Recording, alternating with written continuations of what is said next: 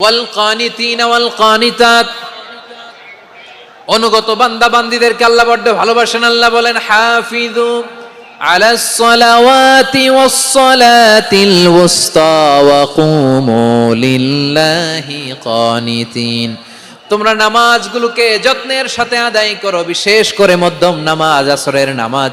আর আমি আল্লাহর সামনে যখন দাঁড়াবা অনুগত হয়ে দাঁড়াবা।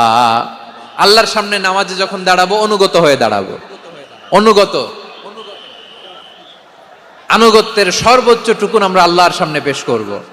কেমন করে নিজের আনুগত্য প্রকাশ করতে হয় প্রিয় ভাইয়ের, আসুন বিষ্ণু ঈসা ইসলামের জীবনী থেকে দেখি।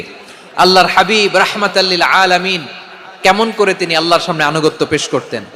আম্মা জানা আয়েশা রাদিয়াল্লাহু তাআলা আনহা বলেন, কানা ইয়াকুমু মিনাল লাইলি হাত্তা তাতাফাত্তারা কদামা, আমার নবী তাহাজ্জুদের যায় নামাজে যখন দাঁড়াতেন